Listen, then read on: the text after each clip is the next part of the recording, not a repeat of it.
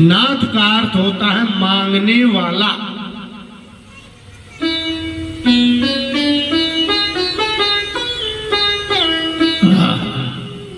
इसलिए भागवत के द्वितीय स्कंद में लिखा है कि नाथ नाथय नाथितम।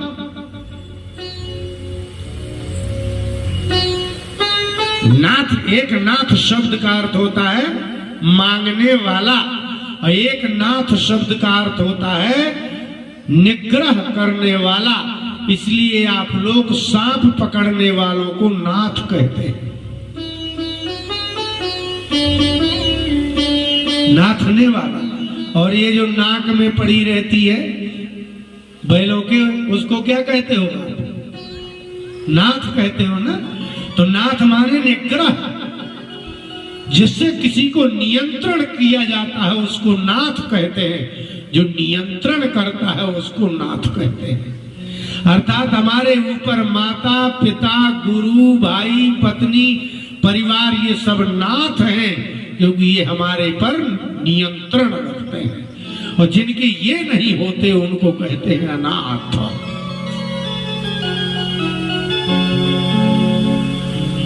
इसलिए जिसका कोई नियामक ना हो, नियंत्रण करता ना हो, जिसका कोई रक्षक ना हो, तो उसको कहते हैं अनाथ। नाथ माने रक्षक, नाथ माने नियामक, नाथ माने निग्रह करता।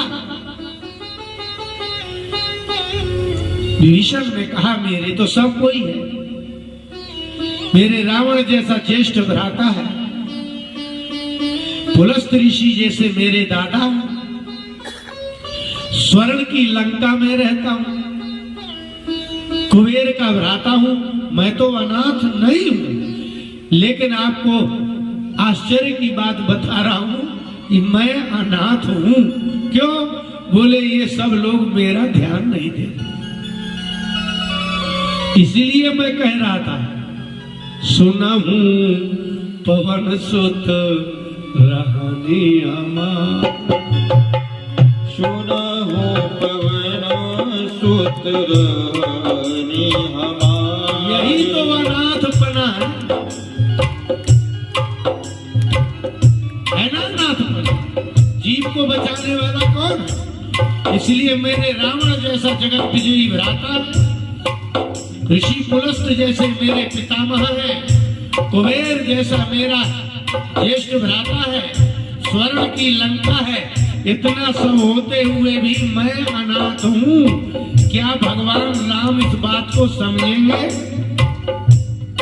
इसलिए हनुमान जी से कहा तात कबहू मुई जाने अनाथा, तात कबहू मोहि जान अनाथा। हरि हरि कृपा भानुकुल नाथा, करि हरि कृपा भानुकुल नाथा। हे पवन तनय ज्ञानी अनाथा। मुझे और तो संसार के लोग अनाथ मानते नहीं हैं, तो कम से कम यही बता दो क्या कभी भगवान मुझे अनाथ मानेंगे? यदि वो अनाथ मानेंगे तो ही कृपा करेंगे, नहीं तो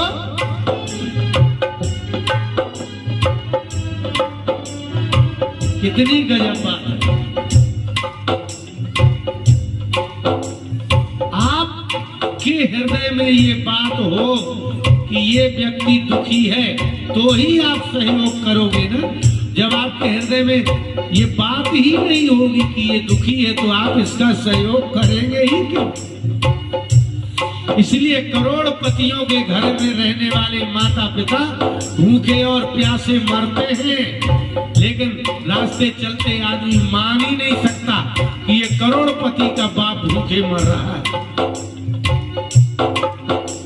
क्यों? बोले दिख रहा है किसी गरीब का झोपड़ी में रहने वाला पिता माता भूखे मर जाए तो ये बात मानी जाएगी क्योंकि दिख रहा है। लेकिन किसी करोड़पति व्यक्ति का माता पिता भूखे मर जाए महल में, ये बात कोई मानेगा नहीं। और यदि मर गया तो लोग उसको कहेंगे कि ये इनका पुत्र ही कुपुत्र है। धन तो है, अन्न तो है।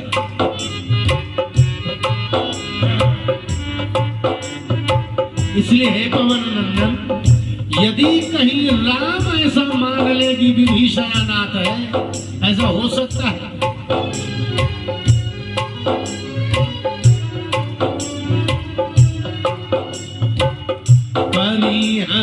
कृपा, क्या कभी कृपा करेंगे? बोले क्यों नहीं कृपा करेंगे? बोले नहीं, रावण का भाई मान के, स्वर्ण लंका में निवासी मान करके तो कृपा नहीं करेंगे, ये हमको मालूम है। लेकिन वो पहले मुझे अनाथ माने तो उनको दया आएगी, नहीं तो हो ही नहीं सकता। कैसे होगा?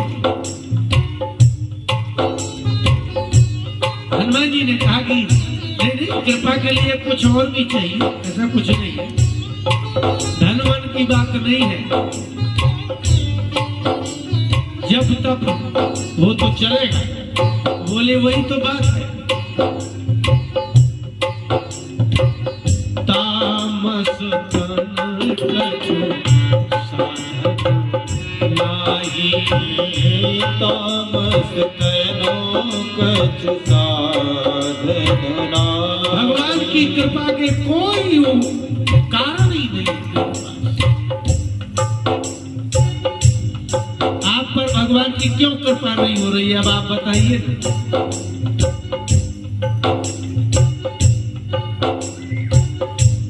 ये चरित्र, ये रामायण जब आप पढ़ेंगे तो लगेगा कि कभी आपको लगना चाहिए कि हमारे पर भगवान कृपा क्यों नहीं। और जो नहीं है उसका कारण भी आप ही देख लीजिए। सोचिए आप क्यों नहीं हो रही कृपा। विभीषण ने कहा कि प्रभु की कृपा उन पर होती है ना जो साधन करते हैं, साधना करते हैं। मैंने साधन नहीं किया। क्यों? बोले जन्म से कुछ गुण होते हैं। यदि कोई ब्राह्मण होकर के भी मूर्ख हो तब संसार कहेगा कि ये आदमी तो देखो ब्राह्मण होकर के भी मारा मारा फिरता है, शराब पीते फिरता। विभीषण मिले हैं मां, अपनी मां से, राम जी तुम्हें अपना पुत्र समझ करके बिना देखे ही पुत्र मान लेते, लेकिन तुम इसको माता नहीं मानते, इसलिए वो आपको बेटा नहीं।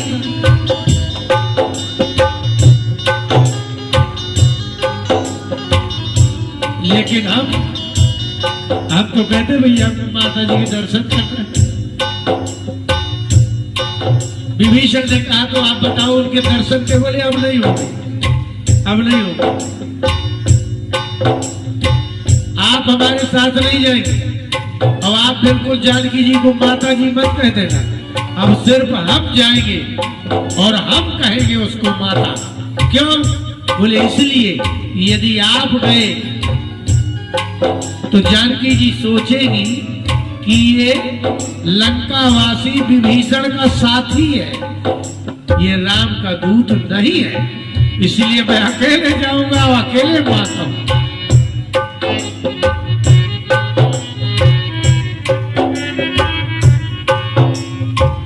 जो गोती विभीषण सकल बताई। युक्ति वाले जानते क्या?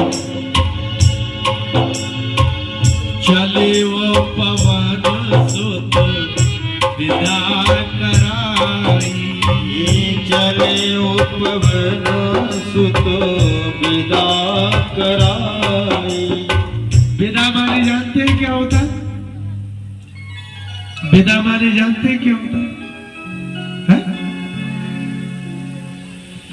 जिस जगह में हो उस स्थान को छोड़ देने का नाम ही विदा है। ये सारी युक्तियां विभीषण ने बता दी जानकी जी से मिलने की। तो चले पवन सुत, हनुमान जी चले क्या करके? विदा कराई। इसका मतलब है कि विभीषण तुम कान खोल के समझ लेना कि हम लंका में है ही नहीं, हमारी तुम्हारी विदाई हो गई।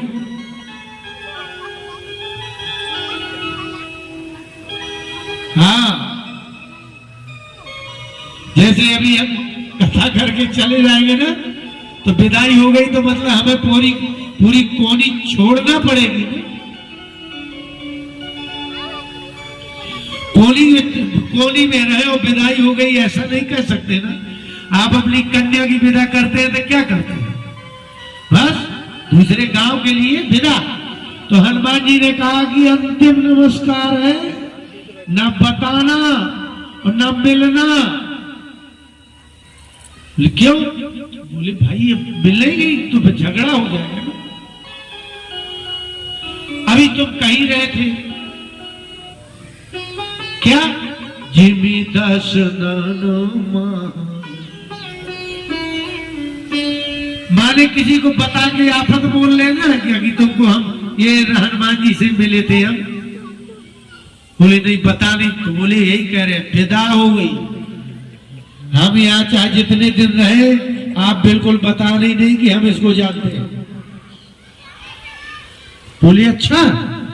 बोले अरे और एक बात सुन लो, जुगुति विभीषण सकल बताई। जब विभीषण ने सारी युक्ति बता दी, एक भी नहीं बची, एक भी। हनुमान जी बोले अब हमें तुम्हारी जरूरत ही नहीं, खत्म, बाकी का काम हम देख लेंगे। सकल माने एक भी। विभीषण ने सारी युक्तियां जब बता दी तब चले पवन सुत विदा कराई। बोले ना अब हम पूछने आएंगे और ना तुम बताने की चेष्टा करना। बोले क्यों? बोले अब तुमने सब बता दिया, हम इतने से ही खेल करके जाएंगे। बिल्कुल समझ लो, हम तुम अपरिचित हो गए और विदा हो गई भैया। बोले अगर कहीं मिल गए? अरे बोले बताना ही नहीं है।